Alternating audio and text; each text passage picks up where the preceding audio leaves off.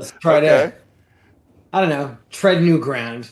Yeah, no, honestly, it's when we get personal where it really starts to get interesting. I'll be honest. And honestly, Exactly. well, and we only really do that on social media because we're going to be live on television in these 7-minute segments, but then we stay live on social media, and honestly, that's kind of when I let what's left of my hair down at that point. Okay, that's when it gets weird. Yeah, just FYI to anyone listening or watching. Yeah. Well, and one question people might be asking is, okay, you're having a hurricane hub, and there's nothing going on in the Atlantic Basin right now. I mean, that's probably going to be the biggest question and topic we talk about all morning long. Oh, absolutely. And I look at the bright side that, days like this are a test of our creativity Mm-hmm. as folks working in media of Mm-hmm. coming up with things to talk about when there's nothing to talk about. Well, and at the same time, we're glad. I mean, honestly, I was like, hey, if we don't have any hurricanes, fantastic. I mean, we don't wish for hurricanes, but it's also, we feel weird because we're at the height of hurricane season and there's nothing there. Yeah, no, it's very true. We don't hope for hurricanes. We just hope to document them if they're happening. But, one thing I want to point out to folks, I think that our sense of normal is very colored by, what's been happening the last 5 or 10 years. I think collectively we have short memories. Looking back climatologically, hurricane activity is just wildly up and down. It's very erratic. And there have been many years much slower than this. And in fact, in a lot of ways, this is a fairly typical year. It's just not typical of the last decade because we've had some really crazy back to back seasons. You put up, it's a really good point, is that we tend to focus on the little area that we remember, but these are cycles that are decade-long types of cycles that go back for millions of years. And so we just have this tiny slice of history, and we try to squeeze everything into that. Absolutely. We've got about 175 years or so of decent Atlantic data. Believe it or not, we did know when that, like a lot of times when there were hurricanes out in the oceans, even before satellite era, because there are a lot of ships out there and a lot of ship reports. And then, of course, the satellite era, we've had, how many, we've had like probably like 75 years now of good data. Mm. So we do know that there is a lot of variability, and there have been a lot of years a lot slower than this. I think Yeah. back to like 1982, 1983. These were years where we had just like 4 or 5 named storms the whole year. Those were really super dead years. So this one, it's off to a sluggish start, but certainly not unprecedented. And we are certainly not done. We're certainly not done. And so we have to keep reminding people things can be slow and things can change very quickly. Absolutely. And especially one thing we've noticed I feel like a little trend we've seen, maybe it's a mini trend, is that our seasons have been backloaded. They've gotten busy on the later end of the season, and this could be another one of those. We'll have to see. We are at the exact peak, the climatological peak today, September 10th. Yep, We're at the absolutely. top of this sort of the kind of the apex of climatological activity typically. All right, we are 23 seconds away from being live on television. So, okay, all of our friends now on social media, if you want to get over to the TV side to watch things, you click on the QR code. You can find us in all these different platforms. But we're going to be live on TV, so you can stay right where you're at as well. And we'll be live in 5, 4, 3.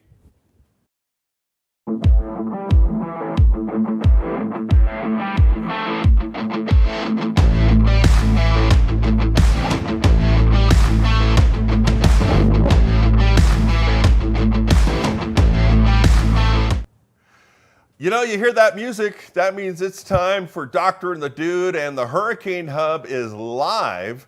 We are live here in Denver, Colorado, but we've got things going all over the country. Taban Sharifi's here with us today. Mm-hmm. We're going to bring in Josh Morgerman. So what are we doing today? Explain to folks why we're live here and what's special about today. I mean, I'll just start with the viewer comments because Casper Gregory says, "Good morning, everyone. Happy peak season day." And that's kind of why we're here, right? We're here to talk about the tropics, and we're here to kind of get a lowdown of what's going on in the season season, where we're at climatologically speaking, and of course, just touch on everything happening. And we'll be kind of in and out on air, but we'll always be live on social media. So go to Twitter, X, Instagram, Facebook, YouTube, Rumble, whatever your favorite social media platform is, and you can stream us live there right now. Ask us questions. That's the most fun that we have here, especially with Dr. Jim and Josh. They love answering your questions, no matter how wild, no matter how crazy. So no topic is off limits. I'm just going to say that. That's right.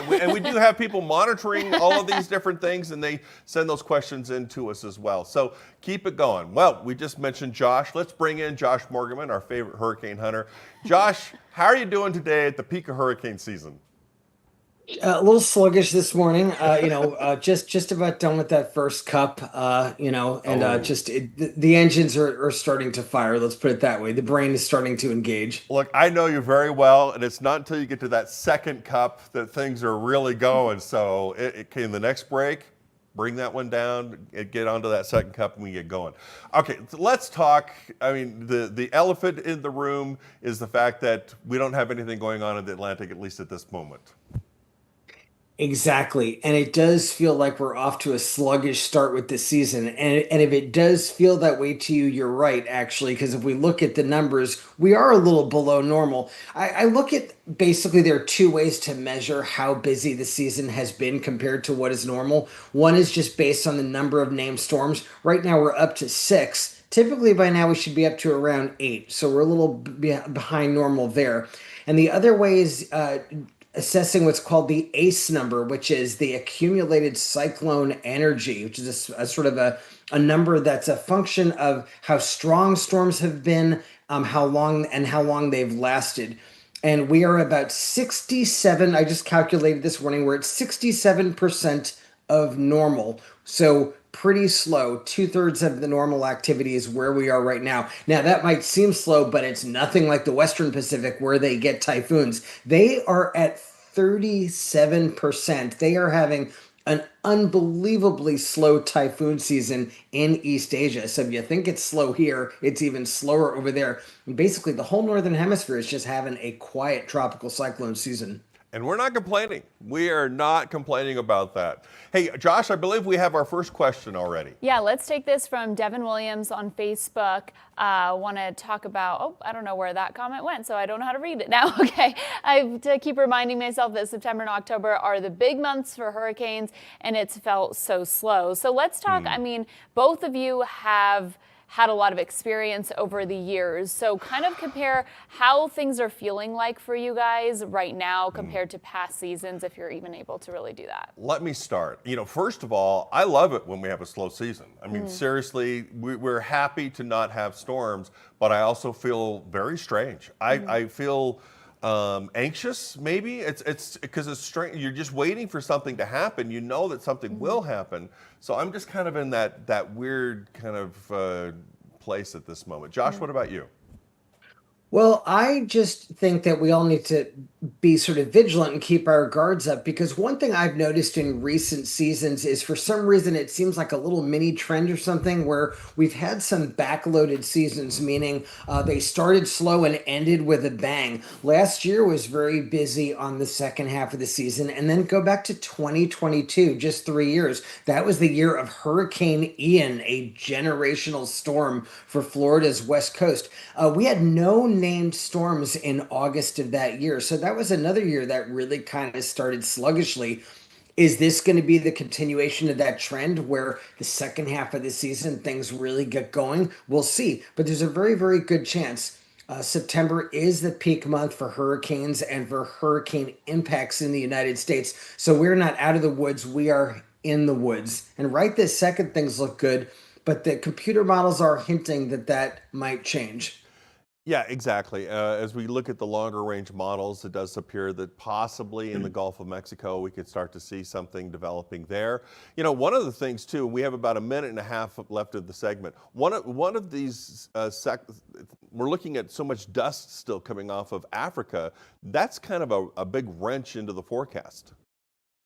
Yeah, and usually that always seems to be a factor earlier in the season. For some reason this year it's been kind of invading into like, the later part of this or the middle part of the season. That's something that's interesting. Also seems to be a lot of stable air. It's funny because other factors are really were like on fire. We've got really warm SSTs and we've got very low shear in the Caribbean, but we're just not getting things going yet.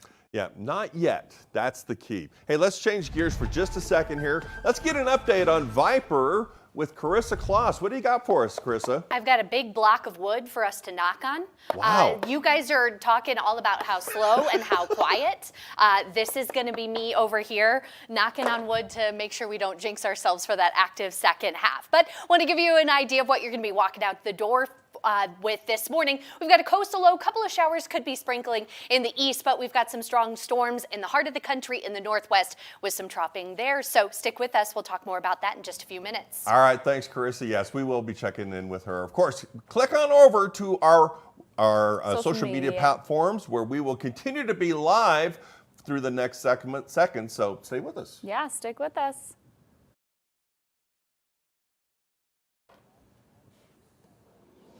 All right, so we got rid of all of our TV friends. Let's just have fun with you, our social media friends. It's time to let our hair down just a little bit. Yeah, and we've got a couple of questions out there, so please make sure you're asking questions on whatever social media platform you're listening to and watching on right now, because that's the fun of it. And we've got Lewis on YouTube that wants to know, would the sea surface temperatures in the Gulf still be warm enough to support a hurricane if it does head that way? Ooh, that's a good question, Josh. I think both of us have the answer to that one, and that is a great big gigantic yes. Absolutely. In fact, they are primed for hurricane activity. I don't mean to sound ominous, but those sea surface temperatures in the Gulf are very warm. And since we've had no real tropical cyclone activity in the Gulf, there's been no upwelling. None of that energy on that surface layer has been used. So if we get something, it's going to have plenty of fuel to work with. And typically the Gulf is plenty warm enough all the way into October. So yes, right now the sea surface temperatures actually couldn't be much better than they are for hurricane activity. So let's just hope something does not form. Well, and not only that, I mean, we really haven't seen any just basic surface lows, in a good portion of the Gulf. So we have had no mixing of that water at all. And so at depth, and by the way, my friends, when you get the warmer water at depth and it's deeper, it's just like that engine. It's kind of like turbocharging an engine. When it does go off, it will go off very quickly. Absolutely. So we just have to hope that sort of that fuel source is not tapped into this year because it is absolutely there. And we were just talking a minute ago. There are other factors that are very favorable as well. There's very low shear in most of the tropical Atlantic. That's another thing. So if something can get going, it's going to have some good conditions to work with.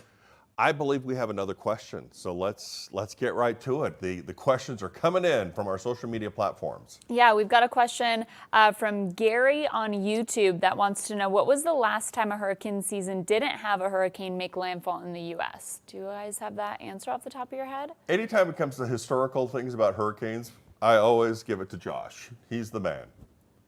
It was, I think it was 2015, I believe it was. That was the last time that we had it. That was the last year that we had no hurricane landfalls in the US. Since then, we've been very, very busy. Starting 2016, we've been pretty much slammed every year.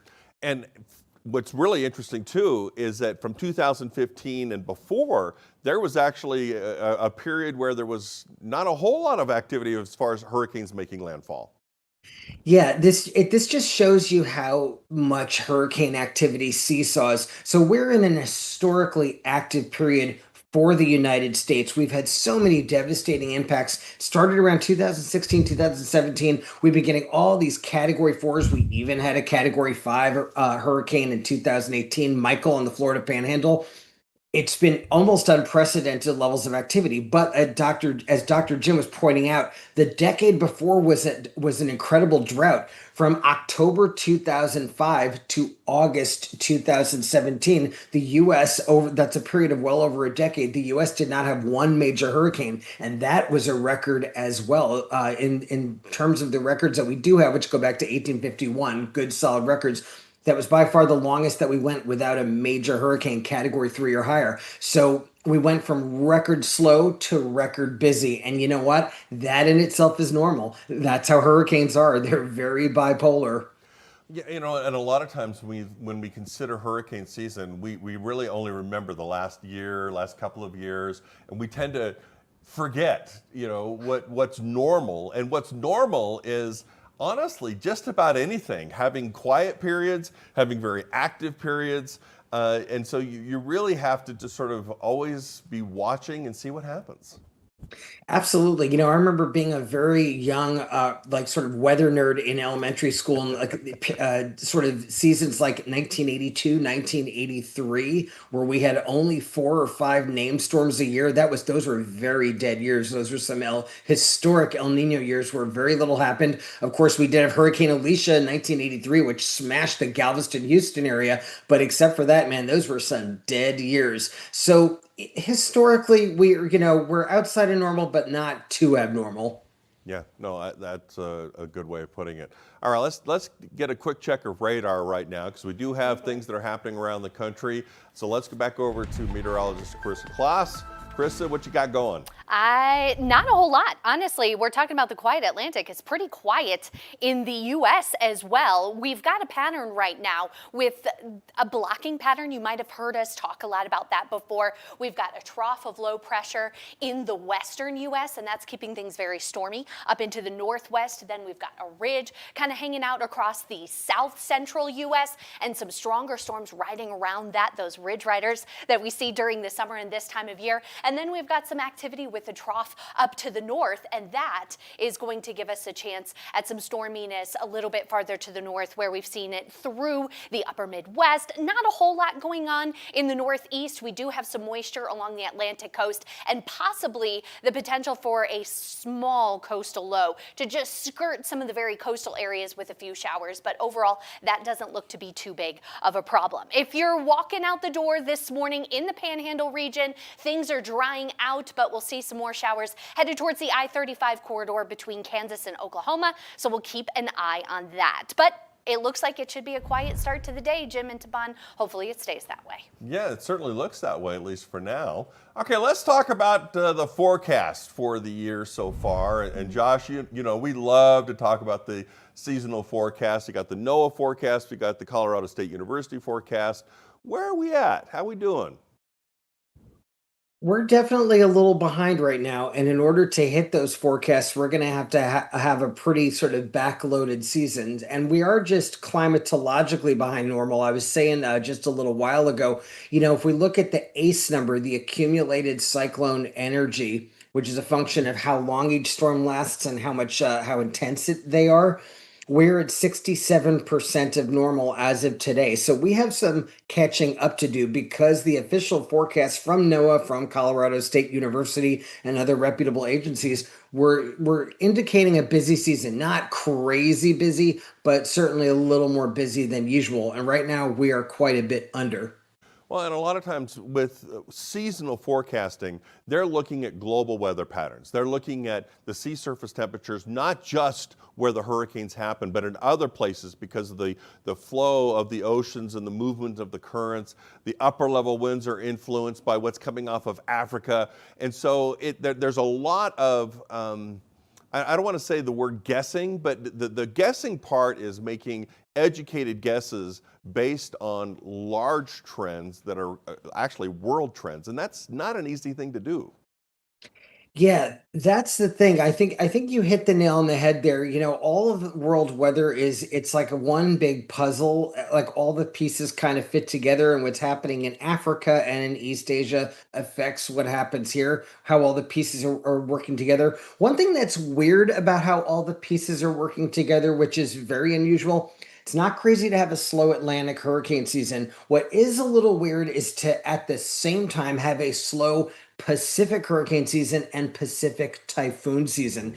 Usually the Atlantic and the Pacific have sort of an inverse relationship. While one is going nuts, the other is kind of dead. Right now, all of them are dead. And while it's slow in the Atlantic, it's even slower in the Pacific. And that's something I haven't seen before, where just basically the entire Northern Hemisphere is just one big snooze fest. Yeah, absolutely. Hey, let's talk history for just a second.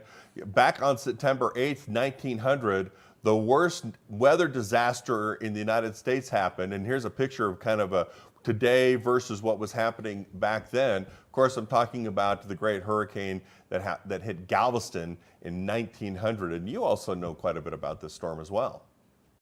Absolutely. I think that the main thing to point out is this is the deadliest natural disaster in American history. We don't know how many people died. It's not completely clear, but the official estimates are 8 to 12,000 people. So by far deadliest natural disaster in American history, and also one of the most vivid illustrations of how dangerous storm surge is.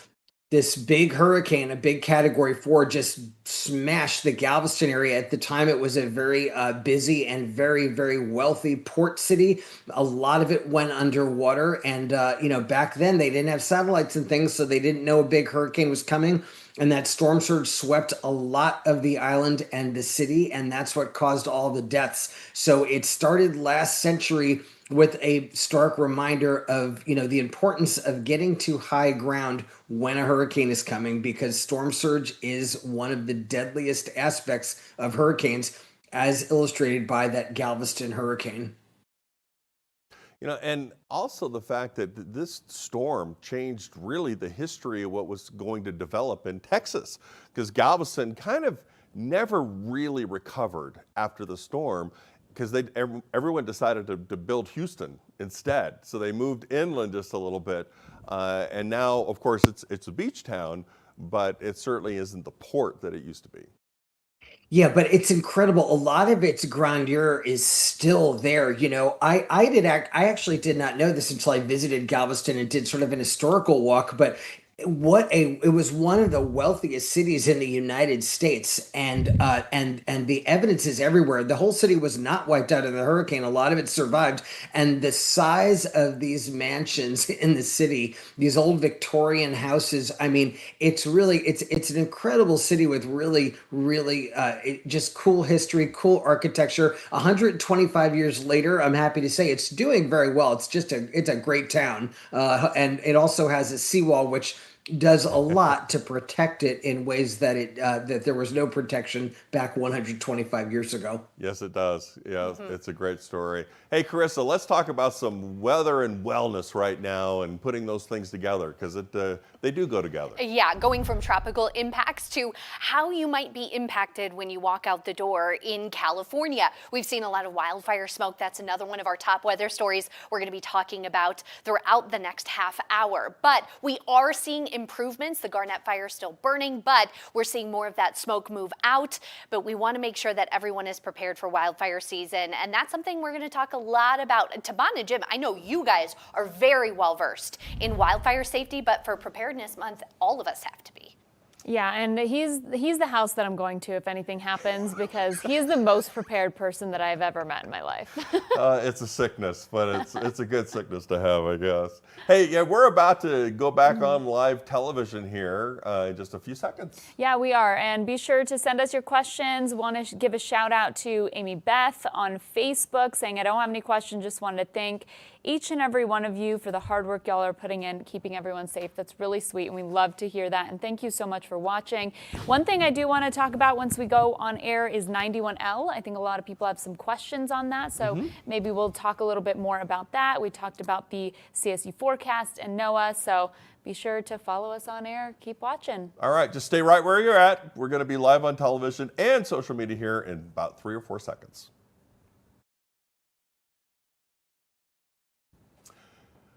Good morning and welcome to our Hurricane Hub. I'm Dr. Jim Siebert along with meteorologist Taban Sharifi, and we're talking about hurricanes with our favorite hurricane hunter, Josh Morgerman. Yeah, and it's a really exciting time. It is the peak of hurricane season, and we've got all of nothing happening in the Atlantic. But it makes us really question, okay, well, so many people were focused on this one potential that was out there, 91L. So let's take some time to talk about that system and what happened with it. Bring in Josh. Yeah, Josh, so 91L, it got a lot of attention, got a lot of publicity, and then kind of disappeared. I mean, I'm just going to say we all, and when I say we, I mean collectively, the weather community. I mean, we got burned by that thing. I mean, Humbled. we I just, like to say humbled. We get humbled every now and again. yeah, no, I mean, and fortunately, listen, that's great news because the sort of what we were all seeing was ominous. There was that feeling as the system started to really look good, and the National Hurricane Center was sort of increasing their probability forecasts with it, and the computer models were getting a little ominous. There was that feeling of, and you get this feeling sometimes as a system is forming that, okay, this is going to be the big system of the year. This is going to be the newsmaker. It looked like the track was going to maybe go through the Caribbean islands, then maybe threaten the Southeast United States. There was this feeling, and then poof, it just kind of fizzled out. It just kind of died. And it's a good reminder to me of sort of the limits of hurricane science. You know, the science improves every year, and we have the best sort of tools here in the United States. Our National Hurricane Center, their computer models, everything. We've got everything at our fingertips. The latest technology. And track forecasting has gotten better and better and better, but forecasting the intensity of a system, whether it's going to form and whether it's going to strengthen, that remains a little bit of a sort of a dark art kind of. There's a lot of variables we still don't understand, and I think 91L was a reminder of that. Oh, I think you have nailed that one exactly right. Hey, I believe we have a comment from one of our social media platforms, and Taban, I think you have that. Yeah, from X, Weather Orange, Florida. I don't trust this slow season as a Floridian. I've played this game before where I let my guard down too early, not doing that again. I mean, that's smart, right? You've gotta always keep your guard up. What tips do you guys have for folks that are kind of looking at the season and they're like, oh, what do I do? Do I just continue to be super prepared? Do I, what do you have to say to folks like this? Yeah, first of all, I'd say just never overreact one way or the other. I mean, positive or negative, just keep an even keel, and we just watch for things, because sometimes like the long range models will show it looks like something is going to explode right on the coast and make landfall, but it's a long range model. It's going to change. And so I think keeping an even keel is an important part of this part of the season. Josh, what do you think? Yeah, I think that commenter that's a smart person right there. Like, not getting fooled by this slow start, especially, and I've said this a couple times in this morning's broadcast, but I'm going to say it again. Recent hurricane seasons have been somewhat backloaded, meaning they've kind of started sluggishly and then kind of exploded into activity. So, that can happen this year too. I think now is a good time if you're not, if you're not stocked up on the water, if you don't have that tank for spare gas, I would say get those things now, because if you go into the big store near your home, you're going to see that those things are plentiful. No reason to wait until there's something in the Gulf and those things sell out. Just have those things around and just, in the meantime, enjoy the quiet. Well, and let's talk about what we think we expect to see coming up between now and, let's say, like the next month or so. I mean, odds are that we are going to see something develop, and even some of the longer range models right now are indicating something developing around the Yucatan coming into the Gulf of Mexico. Exactly. I would say there's two big takeaways that I'm getting from the computer models en masse right now. One is that it looks like anything coming off Africa, the vibes that I'm getting from especially the ensemble models is that those things are more than likely going to recurve out into the Atlantic before they would get to American shores. That's one thing. And then the other thing is that some of the models, especially the GFS ensembles, are hinting that there could be some kind of a Western Caribbean Gulf spin up of some kind, something getting into the Gulf in kind of the 8 to 12 day range. That is not a forecast. I'm just saying what the computer models are kind of hinting at. So those are the two things on my mind. That stuff coming off Africa is probably going to stay offshore, and that there could be some kind of spin up, a sort of a homegrown spin up, Western Caribbean Gulf, that area. Yeah, I agree with you completely on that. Hey, let's get back to the current conditions. We do have some weather going on right today that we can actually call forecasting. Yeah. Carissa, you have that for us. I know it's quiet in the Atlantic, the U.S. not super active. We've seen some strong storms in the heart of the country. We've seen a wetter pattern across parts of the Northwest with this trough of low pressure. Excuse me, I tried so hard to keep that in. But we've got more strong isolated showers and thunderstorms here in the next couple of days, especially in the high country. We could see some elevated showers and thunderstorms and the chance at a few strong to severe storms as we head into the afternoon hours tomorrow. And this is bringing in cooler air. It's going to feel like fall, which is something we need to think about if we're thinking about fall planting. And to Bon and Jim, how to take care of our plants as we get into the cooler season. Jim, I know that was something you were thinking about this weekend. Yeah, and we're going to be talking about that coming up a little bit more in the next half hour if you want to stay tuned for that. Hey, Josh, let's get a quick wrap. We got about 30 seconds, a quick wrap up of Kiko as it's passing just to the north of the Hawaiian Islands. Okay, so this thing just kind of, as it was approaching the islands, it just unraveled, basically just as we expected it to. Hawaii, people think of it as a hurricane place because it looks tropical. It has palm trees. It is tropical, but it's actually not hurricane prone. Hawaii very rarely gets hurricanes. All right, we're going to continue this conversation live on our social media platforms. Click on that QR code, join us on those, and we'll be back on television in just a few minutes. All right, so again, we got rid of our TV folks, our TV friends, and now we can let our hair down a little bit more again. So Josh, let's get your real feelings about Kiko here. I mean, we had all of these, we were building it up, we were talking about it, everybody's excited. I was telling people maybe you don't want to go to Hawaii on vacation, and well, Kiko had a mind of her own. Yeah, a mind of its own, but also actually sort of climatology minded. I'm a big climatology guy, meaning a lot of my thinking about what's going to happen is driven to some degree by climatology. And I expected that Kiko was not going to be much of a problem for the Hawaiian Islands, and I was right. And part of that is just climatology.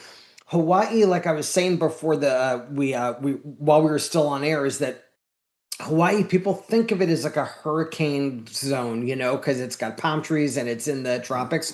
But actually, Hawaii very rarely gets direct impacts from hurricanes. The sea surface temperatures around a lot of the islands are not warm enough. There's also often very hostile upper air conditions, as we saw with Kiko. Wind shear just drawn and quartered that thing as it approached the islands. And as we expected, Hawaii in the last 150 years has had 3 direct hurricane impacts. That is all. 1959, 1982, and then 1992. Now, the 1992 one, that was Iniki. That was actually a Category 4 that smashed Kauai. So that was a big, intense impact. The other 2 were Category 1s. So Hawaii generally gets off pretty. They tend to escape hurricanes. They can get tropical cyclone impacts, but it's unusual. And you really hit on something that's important, okay, is the water temperature. So for example, when you go swimming in the Gulf of Mexico, you get in there, it's like bath water.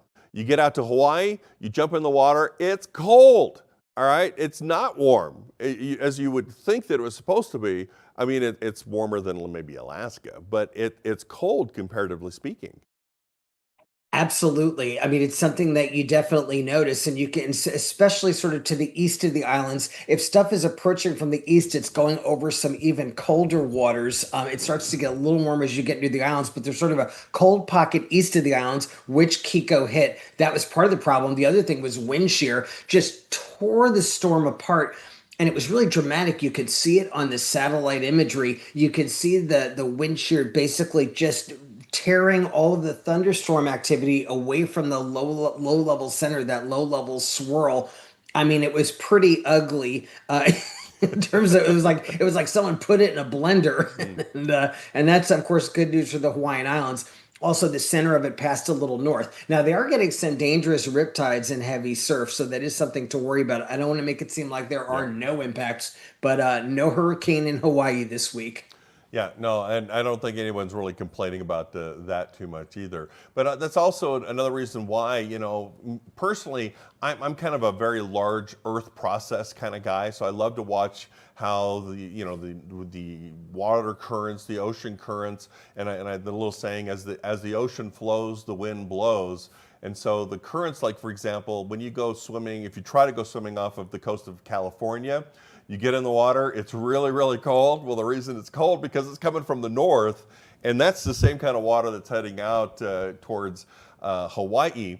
But as opposed to the Gulf of Mexico, which is just swirling around that warm water. And again, my concern too is that the water in the Gulf is just so warm right now. If something does form, like we're seeing some hints here in the next 8 days or so, that could be a real big concern. Absolutely. That was something. I didn't grow up on the Gulf Coast. I grew up in New York on Long Island, where we would have somewhat warm water in the summer. But I remember the first time I ever dipped my toe in the Gulf, I was I was like, wow, you could cook noodles in this water. Yeah. I mean, it's not just like a little warm, it's like it feels hot. Yeah. And it is that right now. So if anything does get into the Gulf, if anything spins up, we're going to have issues because there is the fuel source there. There is plenty of fuel. Not trying to sound ominous, just saying we have to keep our guards up. No, I agree. I agree. I believe we have a question from our social media Uh-oh. platforms. Yeah, we've got some people on X or Twitter. One easy question here. Justin Romero wants to know, when does hurricane season officially end? So, we're at the peak, so people want to know, how long do we have to wait and see what's going on? And then Dean Barry also had a comment. For some reason, 2022 comes to mind here, lots of nothing, and then Ian happens, which kind of just takes us back to preparedness and being vigilant of the storms. Josh, we give that one to you. Yeah, absolutely. And I think that 2022 is potentially a good analog for this year. 2022, we had no named storms in the entire month of August. And then we had, a big second half of the season with mighty Fiona. And then, of course, Ian, as the viewer pointed out. So that's an example of how we could start slow and end with a bang. Now, in terms of hurricane season, officially it ends November 30th. In terms of the United States, when we have to worry, our big month for hurricane landfalls is September, second biggest is August, and then third biggest is October. October, things start to slow down for the U.S., but we have had some devastating impacts in the month of October. Wilma in 2005, the Great Tampa Bay Hurricane of 1921, Hurricane King, a Category 4, which smashed Miami in 1950. Those were all October storms. So we can't get big October impacts.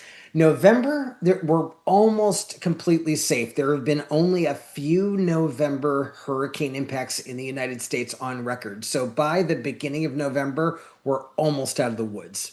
Well, and part of that too is the fact that we have cold fronts that are coming off of the United States, and those act as blocking mechanisms. So even if there is something coming, it has a hard chance. So in other words, once we're eating our Halloween candy, we're usually in pretty good shape. When we're eating Thanksgiving dinner, we're doing great. That is a great way to put it, actually. And it's funny you say that, Dr. Jim, because I always think of Halloween sort of as the kind of, in my mind, it's sort of the end of the main threat period for the U.S. When people are trick-or-treating, we're basically almost out of the woods. So yeah, very good marker there. Josh, we appreciate you taking time with us again this morning. Always love talking to you. And, the time just flies. I mean, I know we could spend an entire day just talking. I don't know, people might get bored, but you and I would have a lot of fun. But again, thanks for being with us today. And also thanks for the questions so far that we've gotten from our social media people. And we're going to continue that conversation. So, Josh, we'll talk to you soon. See you soon. All right, we've got some more things to talk about here in the U.S. So now we're going to get back into the forecasting of things, and Florida is on my mind. Yeah, I mean, it's kind of a good segue, right? Talking about some tropical moisture, because it's just been soggy, wet, stormy, you name it, in Florida. This is a live look. That was a live look out of our Earth Cam, and this is what it looked like in Miami, Florida, just a couple of days ago, where we had flash flood warnings out there just with some torrential rain. Well, and as I was talking about just a second ago, those cold fronts that come off of the coast, this year the fronts have gotten down to Florida a little bit sooner than normal. And what happens is by the time a cold front gets to Florida, it stalls, it stops, and that boundary is an area where those showers really start to fire up, and that's what we've been seeing for the last, week, 2 weeks? Yeah, and it's pretty much a copy-paste forecast. Even moving forward, we've still got a lot of those afternoon thunderstorms that'll kind of fire back up, leading to more of that potential to see some heavy rain and flooding over the next couple of days. And we have more activity going on now in the Central Plains. It's kind of a similar story as far as big-time showers. Yeah, big-time showers, big-time storms. I mean, the last couple of days, Kansas has seen just an amazing amount of rainfall. Look at Tescott, Kansas, some totals were upwards of 10 inches. And then we saw hail yesterday, about 2.5 inches in diameter. Day before that, we were seeing 4-inch in diameter hailstones. Oof. Yeah, and that is some pretty powerful stuff. And so we've kind of actually been mixing in those monsoon thunderstorms with fronts and systems coming out of the north. And when those things collide, it is a big time problem. Yeah, Thursday, Friday, we're going to see a lot more of that monsoonal moisture across parts of Colorado, New Mexico. So this is your heads up, especially by Friday, some scattered areas of flooding possible. And it typically isn't until about the middle of September that monsoon moisture flow starts to get cut off somewhat. And so we're kind of in that no man's land right now where we expect to see more of those showers, at least for a little while. Yeah, absolutely. You could even see a couple of stronger storms too. So we'll pay attention to the forecast for you, but we do want to bring in meteorologist Carissa Kloss. Yes, we are moving into autumn, and with autumn, that means things are changing not only for the weather, but also some things that we might need to do around the house. Yes, if you are someone who spent your entire spring and your entire summer taking care of your garden, the precious, beautiful plants that brought you so much beauty and joy, you want to be thinking about them right now and how to take care of them, because we start to get into that frost and freeze cycle. We've already seen some record lows this week, some cooler fall-like air, where some folks are wondering, wait a minute, I want more of that beauty. I want more of those flowers. And we spoke with a horticulturist. There actually are some plants you can start planting right now. You could look at some of the October Magic series of camellias. They bloom in the fall, different sizes and different flower colors. There's also some things that the flowers linger into fall, like abelia, like a dwarf abelia, like radiance abelia or something like that. The flowers linger into the fall and pollinators can take advantage of them. And that's something that a lot of folks, especially if you live a little bit farther south, you've got a lot more time with milder temperatures. If you're hanging out in the higher elevations, of course, you know that your first frost or your first freeze is likely not far away. But I want you to pay attention to these darker blues, because that's where we're going to start to see it creeping into those lower elevations. And when you need to start looking at the forecast every day for those frost advisories and freeze warnings. But as we look at the forecast from the Climate Prediction Center for the rest of the month, we're looking at likely above average temperatures where we see those first frosts and freeze. So hopefully you'll get things to last a little bit longer, and you'll get a little bit more moisture in the heart of the country to kind of keep those things going. But if you're not ready to plant some fall-like blooms and you want to get ready for next year, there's things you can do with that too. If you have new beds that you want to put in the spring, I would jump on maybe doing some of that prep in the fall. It's much cooler outside. Obviously, the humidity tends to be lower in the fall. And so it's very comfortable outside. It might be much more comfortable to go out and prep those beds and get them ready. I like to leave my leaves for the winter time, so you can use some of those things for mulch. But again, I would do all the prep that you're going to do for next spring and the fall. It's good advice. And Jim, that was what you did. I know you took advantage of some sales. A lot of shops are thinking that way this time of year. Yeah, I plant quite a few trees this time of year, and so they get through the winter, and when spring comes, we are ready to rock and roll. So I look forward to that. And hey, if you've got any travel that you've got to do today, at least things are quiet. Temperatures are not looking too bad, so you don't need to cover things just yet. But some general thunderstorms possible out there. You could see a couple of those showers up towards the Great Lakes, Four Corners up into the northwest with that incoming area of low pressure. So again, just a couple of showers out there, but relatively quiet compared to the last couple of days. Be sure to stick with us. We'll be back on air. You can still follow us on these social platforms and ask your questions. Stay tuned.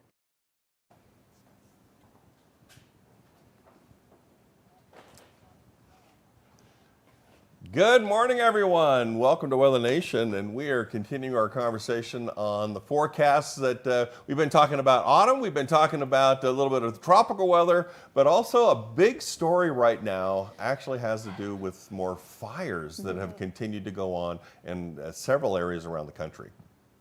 Yeah, we've been really dealing with just smoky conditions. I mean, check this out in San Diego, California. It's just been a lot of smoke, a lot of dry conditions, and thunderstorms have been a pretty big culprit to these fires starting. And Carissa, we're going to be seeing more of that. Isn't that still in the forecast? It is. We could see a chance at more dry lightning thunderstorms up in the northwest. And in California, they say that the fire season is year round. So when you see all of these things coming together, even if there's not a widespread fire danger, there can still be those localized areas. We also have to think about air quality, another spot where we're seeing improvement, and we're seeing those air quality alerts expire, but it's still not great out there, especially if you have an underlying health condition, if you're in the valley, if you're going up into the high country. It's still that same dense smoke advisory in place that we've had the last couple of days. You know, when we were just looking at the video a second ago, the fire that was in San Diego, okay, a wildfire does not necessarily happen in the wild, okay? That was in San Diego itself, and they're airdropping water on those kinds of things. And so we are in a part right now of a preparedness month. That's what September is. And so obviously, if we have fires and things like that that can happen in the city, we need to be prepared. For sure. And Jim, we spoke with someone from the Red Cross yesterday, and I thought you knew every little preparedness tip that there ever was. Yep. And obviously we know about, when it comes to wildfires, defensible space, protecting that area around your home so you don't have the fuels and the fires. We talked a lot about that, but there was actually one thing that you brought up at our meeting yesterday that you were like, guys, this is good. Absolutely, and it's you know what, you can always learn something. And by the way, Devon's an expert at this as well. She's done stories on defensible spaces around your homes and where you live. Yeah, actually one of those was going to Dr. Jim's place and saying his defensible space, because he is the most prepared person that I know. But when we talked to the Red Cross, here's the thing that Dr. Jim didn't necessarily actually know. Good point. Making sure that your car has fuel in it, that you have a full tank of gas, and then it's parked in the direction in which you are going to travel, so that you can leave at a moment's notice. Because often wildfires are unpredictable, and oftentimes you go from that, oh, there might be a wildfire in our area, to we need to evacuate now. And sorry, Jim, to jump on you, but this reminded me, I just saw a recent study that said that about 46% of Americans are prepared for disasters. That means 54% of people are not. And what I found interesting, speaking of things that are surprising us, actually Gen Z and millennials are more prepared than the older generations. We put a poll out there on our social media, on X, and you can weigh in and let us know. We're about even, depending on who you are. We've already said that Jim is the most prepared person that we know. Taban, I think you're doing okay. I have a go bag. Jim, you were enough to get me to start packing that, and I've started to talk to my kids a lot more about stuff too. That's another thing I learned. You're more prepared than me then, because I don't think that I have anything prepared. I keep working on Taban, okay? And here's the thing too, by I'm the more way. optimistic. I'm like, It's going to be fine. Okay, maybe so. By the way, the thing that I hadn't thought of was having your car pointed in the right direction, so you don't have to back up. Yeah. And you can run out of there, quickly. And that's actually when, if it's a wildfire, sometimes you have seconds to get out. By the way, and so being prepared too, and being at some level of preparation is different than being completely prepared. And so you have to kind of figure that out for yourself. But we got some comments that are coming in. Yeah, this is from X. As a person born in 2008, I'm prepared with my family in case any tornado, hurricane, tropical storm comes my way. And I also think, yeah, that's great. And it's also interesting because it also depends where you live, right? Yeah. There's so many different prepared tactics that you've got to take into consideration for, because I mean, California, you're not really getting prepared for tornadoes and hurricanes very often. But see, that's the thing is though, everywhere in the if you live in the continental United States, you are at risk for something. Yeah. You always are. I like this comment. This is on Facebook. Mike Dixon, I'm ready for the apocalypse. There you go. And it kind of does remind me of that poll and that study because when it says Gen Z and millennials are a little bit more prepared than the older generation, I really do think Gen Z and millennials at this point just feel like the world is constantly ending and we're really dramatic at times. We should be ready. Yeah, so that makes sense. Another way I was looking at that is that you're all a bunch of nervous Nellies. Yeah. You guys are scared of everything. But you know what? If it makes you do something to get prepared, I'm totally okay with it. Who cares why, as long as it gets done. And Janine said, Texas here, no cellars, but I would like one for tornadoes. We ride it out with generators and supplies needed to evacuate. And I have a question for you, Taban. In the Midwest, we always had tornado drills and fire drills. So we always had drills. Do they do anything at like schools and stuff like that for earthquakes? Yeah, that's really the only one that we do drills on is earthquakes, and it's an important one. But I mean, when you grow up in California at this point, when an earthquake happens, you're like, it's probably fine. We're gonna make it through. How long has this been? Should I get up or no? Yeah. You know what? So we both grew up in Southern California, especially when I was in my younger years, and so I was in elementary school in Southern California. So I went through many earthquakes, and we did earthquake drills. And I also remember doing a nuclear drill in case there was a nuclear bomb. Oh my gosh. Literally, duck and cover was still going on. When I was a little one in elementary school. Can you believe that? Oh, Hey, we're talking about generations. I believe you just described what generation you were from. Thank you. You did it, not us. I know. It is what it is. Stick with us. We'll be live on social media coming up. Still follow us on all these platforms.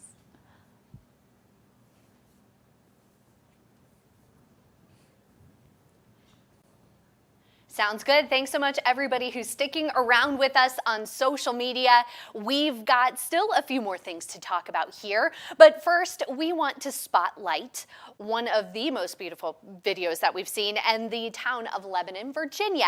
Now, I talked to Billy, whose Instagram or X handle that was. Now, it's Appalachian folklore that the number of fogs in the Appalachian in August, every time you see one in the morning, you put a bean in the jar. And that is said to tell you how many snows that you will see in the winter. And when I asked Billy, all right, what was your August total at? Because it's every time there's a fog in the morning in August, that's one bean in the jar. Billy came out with 18. So to look at what their forecast is in Lebanon for the next week, right around that 80-degree mark, a little bit cooler the next couple of days, but we'll start to warm things up with lots of sunshine there. A very quiet forecast in the east and much of the country, but now's about the time of year as we start to see some cooler temperatures sneaking in. We start to see more and more of those folklore about winter, and everybody wants to know, what kind of winter are we going to see?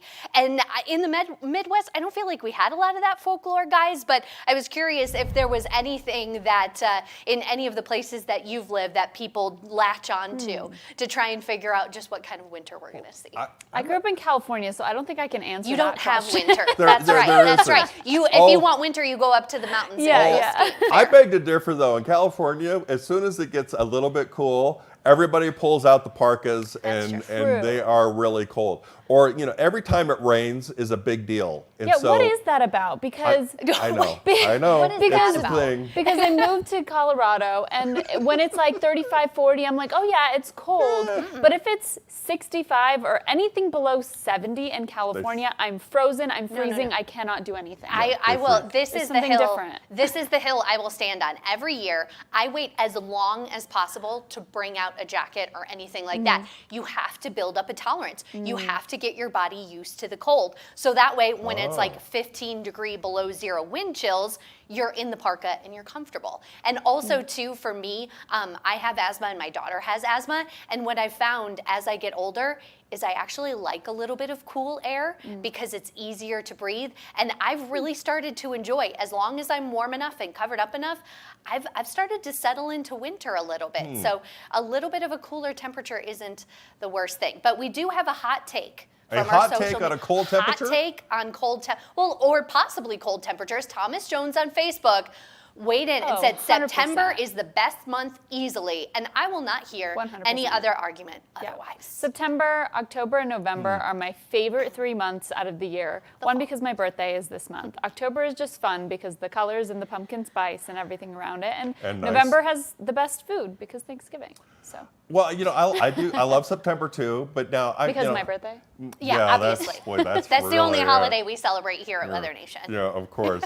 Now, well, in Texas especially, because that's when we had the first cold front usually comes in about the second week of September, which is a celebration after a hot and humid summer. But also, I love September because we've got baseball, we've got football, we've got all those things, and it's right before we get into the holidays, and I love the holidays. Me too. I know. Yeah. I can still take my kids to the pool. We've got one more weekend at the pool in our neighborhood, so I can still simultaneously hang on to a little bit of summer, but then still enjoy those cooler days that I was talking about that I like. So September's not bad. I don't know if I would say it's my favorite month because getting the kids back to school is always a task. Love it. Yeah. But No, you don't. I know because all the she parents tells out me there, all the about it. activities start back up, and you're kind of doing the summer activities at the same time as the fall. But you know what? It is not bad at all, especially since the only holiday we celebrate in my house is football. Oh, okay. Oh, Yeah. yeah, Lots I of understand football. that. I actually Lots of do understand that. So, well, hey, we appreciate all the time you've all taken with us to be with us today and the comments and the questions that you've given to us on social media. Hey, keep the conversation going, please. We'd love to hear from you more. And of course, all of us can spend the rest of the month celebrating Tavon's birthday. Yay! Hey! I'm not sure what that means, but I'm sure I I'm going to expect pay for that gifts. later. Yeah, see, there it is. The gifts will start to come. All right, again, hey, thank you very much, my friends. We'll see you probably about a week or so, and we'll do this all over again. And I think by then, we may actually have something tropical to talk about. Hopefully in the not, Atlantic. I mean, we hope not, but odds are we'll probably see something. So, again, thanks for being with us today.